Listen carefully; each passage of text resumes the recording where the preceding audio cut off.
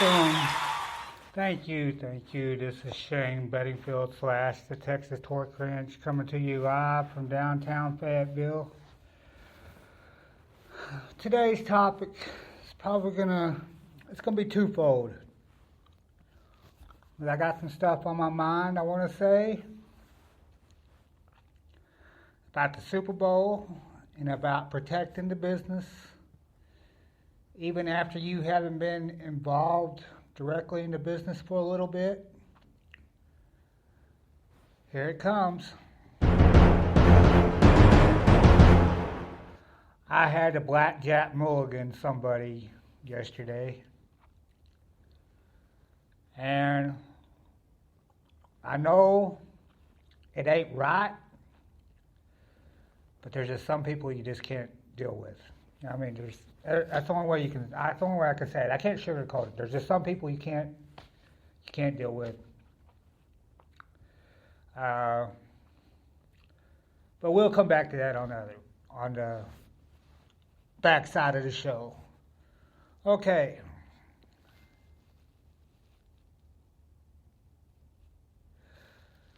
I'm gonna. Okay, it hit me the other day. All right, I've been watching some Laurel Canyon stuff, and about everything about Laurel Canyon being basically a psyop, about it, a lot of experimenting on, the LSD and the counterculture that happened in the '60s, and then Woodstock and Charles Manson and all that.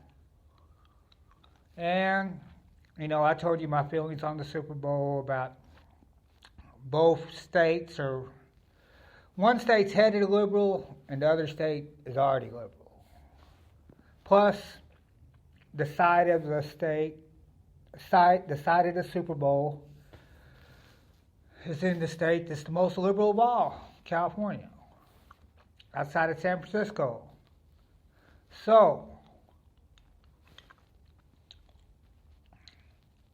with that being said, I posted today, I wanted to see what would happen. But my boy, Terry Carson, caught it. Just in case you haven't caught it, I've started alignment with Carson Extreme Sports. And Terry Carson does a lot of stuff. And we don't know where it's going to go from here, but it's going to be big. We're both patient, and we're going to both stay at it. Right now, I'm trying to find funding for his cars. So all you Twitter followers out there on both my accounts, Shane Bedingfield 2015 and Bobby Swartz, that looking for some funding for a bunch of stuff. And Terry's a smart man, one of the original marketing guys for Hendrick Motorsports, worked for Rick Hendrick. So anyway, with that being said, okay, I'm in recovery. I got going on 17 months sober. And something came up where I just couldn't deal with it anymore. I had to deal with it. I had to be the judge, jury, and executioner all at once. So I had to handle somebody. And you know what? It's one of those deals. It's like that kid that I literally ran out of the wrestling business in Hickory, North Carolina. I don't regret stuff like that because it was protecting the business. The kid shouldn't even been in the ring to begin with. But unfortunately right now, with these millennials, you got a bunch of kids doing stuff that they don't deserve doing. So, on this deal here, I just had enough. And that's the only thing I'm going to say. I had enough. I grounded and pounded him, only hitting one time with an open hand. Now, granted, I was hitting trees last summer while I was working on a kid MMA, and we were doing a lot of body hardening, so it ain't your normal hands. So, and it is what it is. I did what I had to do. I wouldn't change it. So, but on the Super Bowl psyops, you got You got everything making there. Now this week, now we're going after the Pro Bowl. I want you to start looking at Super Bowl commercials. Everything leading into the commercial real hard. Leaning into the Super Bowl real hard, commercial-wise. So what you got? That will tell the story what's getting ready to go on. Now, most likely, if you watch the press conferences hard and media day real hard, they practically tell you who's going to win. But this year it's a hard call. I'm figuring the Carolina Panthers are going to win, just because this is PSYOP Central with Fayetteville, Fort Bragg. Well, since they're the masters of PSYOP, and CIA and the United Nations always in and out of here, I figure they're going to win because they got to take care of the home base. So, the Illuminati is going to let the Carolina Panthers win a fake Super Bowl. So, basically, this year WrestleMania is more legit than the Super Bowl. So, that's a lot to grasp. This is the first year that WrestleMania is more legit than the Super Bowl. The location of WrestleMania makes the Super Bowl look like the biggest work ever. And if Triple H and Stephanie will put together some good stuff, some real live in the face, not so many promos going into it, but build up some wars where who's ever in that main event. I think this is the first year in WrestleMania where they need to do a main event where there isn't a lot of high spots. Actually, the two matches leading into that sort of taper it off. Because they need I'm not saying, this may be the first year they may need a bloodbath in WrestleMania in a long time, where the people cannot decide what's going on, where they absolutely will have a hard time figuring out what the hell. Because if you do that, you're going to draw a lot of money. Now, I know AJ Styles came on the picture, and he'll probably going to most likely be, if you look at the way how WWE's done business before, he's probably either going to be the feature match or the semi-main, depending on what they do with Charlotte in WrestleMania. So, because they don't need no Diva Battle Royal this year. The girls have got to be somewhere located on top of the card. Because the girls are actually doing better than the guys. At least they were. So, with that being said, now, back to the Super Bowl. What's most likely going to happen is this. Somebody's going to get a big lead. Something catastrophic is going to either happen, and they're gonna forget to plug in something, or there ain't no what. The TV, I'm thinking they're gonna have a 10-minute black period where right smack in the middle of the Super Bowl, whichever network's carrying it is gonna go black. And then you're gonna come back to the biggest fiasco ever. It's almost going to be like on Ocean's 11. Remember whenever Ocean's 11, they drop the EMF in? It cuts off the electricity. That's what's going to happen. And, I do third eye meditation. I can see the future. Somebody's going to drop an EMF into the side of the Super Bowl, and all the lights are going to go out in the whole city. And you're going to come back to the biggest fiasco / storyline ever. So not only is the broadcast going to go black, The whole city's going to go black. And by the time the stuff comes back on, you will have the biggest fiasco ever, biggest comeback ever. And it's probably going to go into double overtime so they can hold the crowd's attention, because this is really the NFL's last chance to have your attention. And then bam. Storybook ending. The Carolina Panthers win the PSYOP Bowl. There it is. PSYOP Bowl 50. What a title. So, now did you get what all I said there? Either the city's going to go dark, but there's an 80% chance that the broadcasting network carrying the Super Bowl goes dark for 5 minutes. That kills the momentum. That kills the momentum of whoever is ahead, and you got the biggest fiasco ever. The PSYOP Bowl.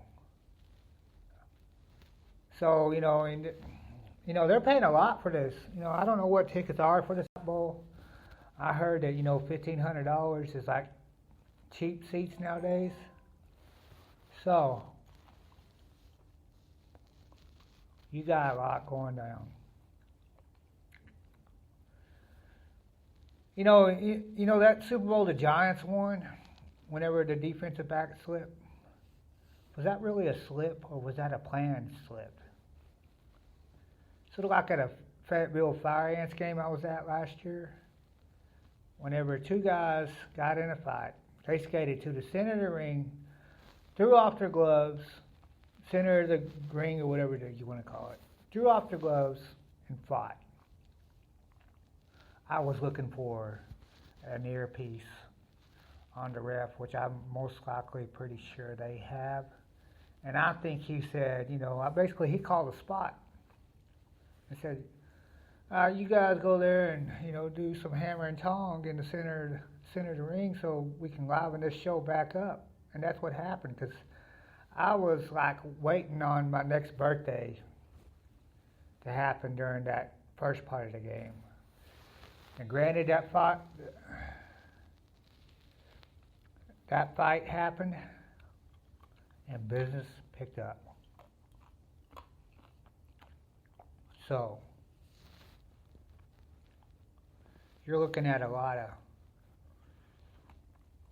So if that happened there, what happened against that game, that Super Bowl and the Giants? That the defensive back supposedly slipped.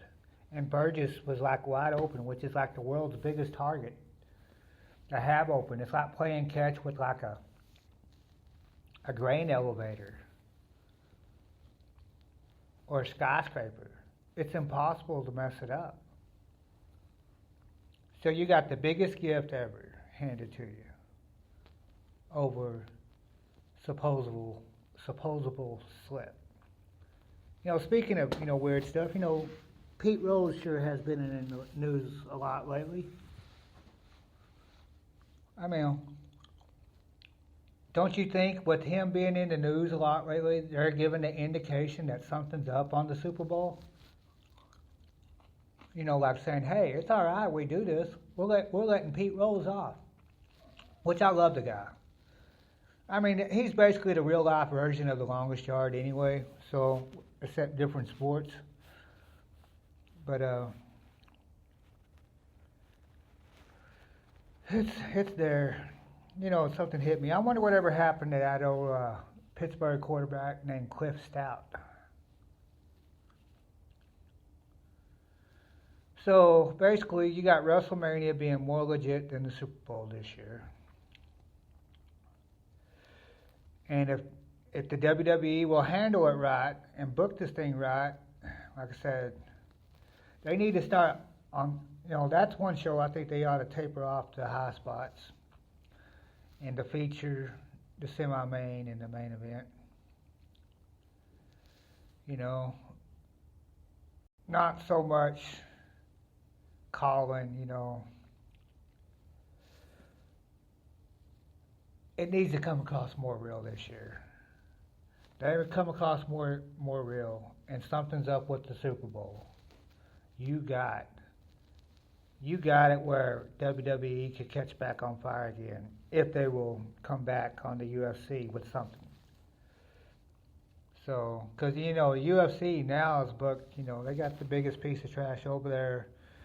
The way he left was sort of weird, but they got CM Punk, but the WWE's PR department handled it wrong whenever he left. So he went over there a hero.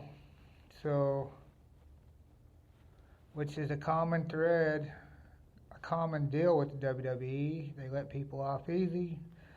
As I said before, they let Taker off. Vince should have punished the Taker for showing up and then showing up live and marking out to the UFC guys.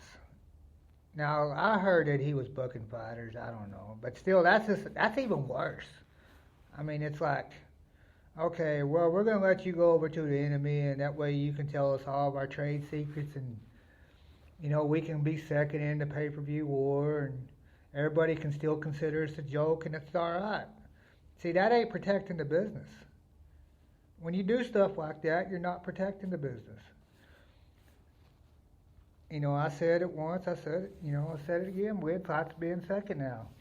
Either dementia's caught up with him or something. He just ain't near as sharp as what he once was. He ain't like an old gangster. If it is an old gangster, he would already, whacked out the UFC. But no, he's let him get by. And he's let everybody in the world have access to his office. The WWE office is, there's not too big of a difference between the WWE's office and the Freemasons. Everybody knows what goes on in the Freemasons now. It's like, we might as well just all go to the meetings because we know what's going on anyway. Forget doing all that membership stuff and just walk in. Peasants are allowed at Freemason meetings. So, with that being said, it's all about protection. That's what I had to do there. Yes, there's a weird deal. Whatever happens out of it, happens out of it, but that's one deal. I just, the more I think about it, you know what? It is what it is. It ain't changing me from what I'm doing today. I'm progressing forward in my path to whatever that is. I'm still an author, and I'm still writing a lot of meditation and spiritual stuff, a lot of yoga stuff.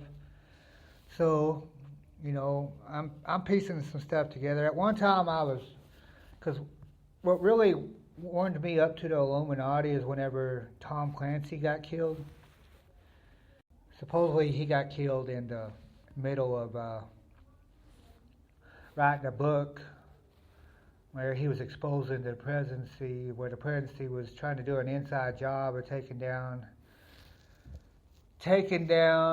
the country, which, depending on what side of the fence you're talking, that's pretty much been it this last 9 years. And I started a book called The Bricks Are Falling, which I've taken from a Bible passage in Isaiah, which, after 9/11, the bricks are falling, we can replace them, which basically says, in a shortened version of the dialogue, it basically says we don't need God anymore, we can take care of ourselves, we rely on self. But, the Texas Torque Wrench, when it gets right down to it, I don't rely on self. There's somebody bigger than me. And here lately I know that for a fact. There's something bigger than me that's keeping me going. I'm a rebel. I'll be the first to tell you. I'm one of the biggest Jim Morrison fans ever. Now, just because what he represented. Because you know what? He represented freedom of the mind. And it's like, as long as I'm breathing, as long as I'm able, this podcast is going to go on daily. And because I like entertaining. This is a small production, but it's a small production that what keeps us going is our freaking marketing. We're like that little underground deal we're underground right now. I mean, that's all there is to it. People on Facebook know me. I'm known for saying off the wall stuff. But you know what? I enjoy it. And this is completely altruistic. I'm giving back just because I'm giving y'all something to hopefully laugh at or make your day brighter. It's not like DDP Yoga where he wants, you're basically paying a millionaire because all the WCW guys robbed the wrestling business. Ricky Morton even said it. They ran a business 500 million to the hole. And I'm basically just entertaining. I'm out here trying to entertain y'all to entertain y'all. So that's right, I said it. I'm the little underground show or whatever. My friend Terry Carson of Carson Extreme Sports, he liked it because he goes, you're a good old boy that's lays it down like it is. I don't talk with any notes. I just get up here and what comes out, comes out. And it's like that deal with Stone Cold. Stone Cold does some good stuff. I like listening to his stuff. I like Ric Flair stuff. I like Jericho stuff. I like some of Russo's stuff. I like Bill DeMott stuff because Bill DeMott is always talking about football. Well, at least every other show he's talking about football. So it's cool, and I'm a West Texas boy, so. And we used to eat, drink, and sleep football. In fact,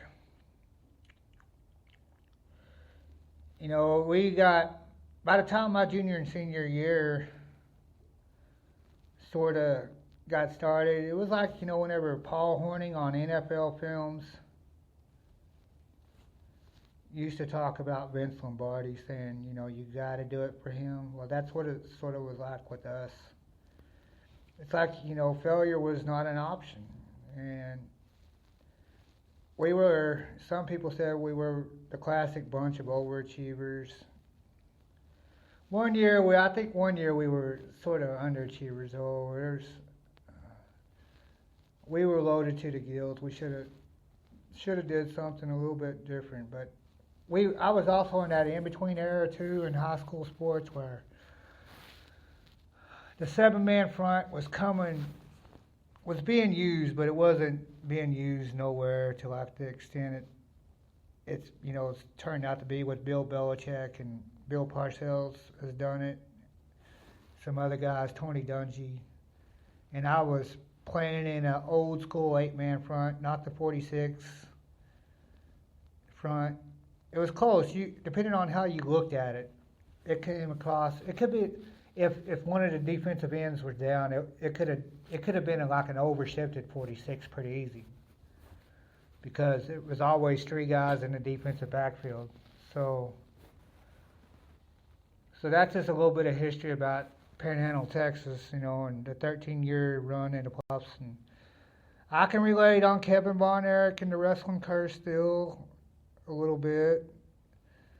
I think we had the curse hit my hometown a little bit where winning almost got to be too important, but you can be the judge on that. That's one of those deals if you're on the liberal end or the conservative end of Panhandle, Texas, on how true that is. So I'm going to let you be the judge, but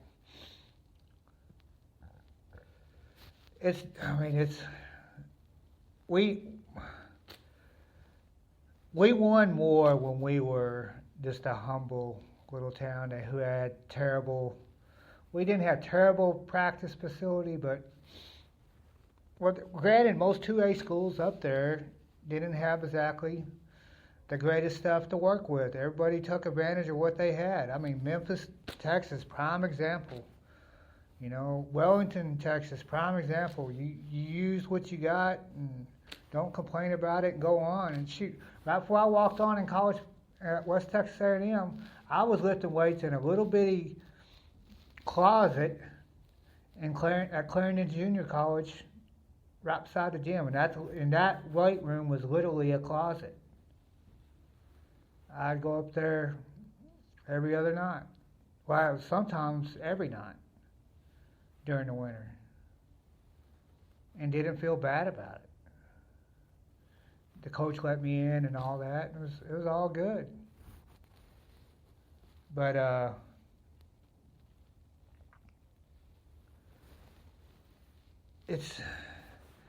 I'd almost hate to be a coach nowadays because of the millennials and, you know, their entitlement. You know, I see all these kids coming out of high school, and it's just, it's a miracle that they're able to go to college, and on top of that, be great athletes because of peer pressure and because of what's out on the streets nowadays. But the wrestling business, because of it, has faltered, because this is all about the entitlement area. That's how come the NFL's having so many problems with their players. They just, you know, Ocho Cinco and Brett Favre may have tucked Twitter too far. You know, I mean, Ocho was making it where he went to the restroom was an event, which is where I've learned some of my stuff from. You know, I went to a LinkedIn counseling seminar in Clearwater, Florida, and the guy flat out said, reword everything that you've ever done in your career where it turns out to be in a specialty. And that's, you know, some of the stuff I've done is pretty crazy because I've helped promote concerts. You know, I've done the footwork on that. You know, I even went around and sold an advertisement for a wrestling show in Pampa, Texas. It wasn't my show. That's when I was just getting started. So if you take into granted everything I've done, you're looking at a lot of stuff. All right, you guys. I've talked myself to death today. It's sort of been a weird week. I'd like to say a big hello to my friend Terry Carson at Carson Extreme. We're getting ready to get that thing rolling. You got some money you want to... If you want to be marketing partners with us, direct message me on Twitter, Facebook, or Google Plus, or WordPress, and we'll get something going. We got a lot of stuff to finance. We got about 36 seats that are open, plus a rodeo tour, plus this show. We're trying to get this show to the next level, so where I can do call-ins and stuff like that. How did y'all like that the other day? How was that? Now, I got a big old pop, and it woke up a lot of people because they're all waiting to see what I'm going to say next. Well, I told you what I had to say next. Super Bowl's a psyop, and I protected the business in Fayetteville, North Carolina yesterday, and don't regret doing it. Have a good day. I'm out.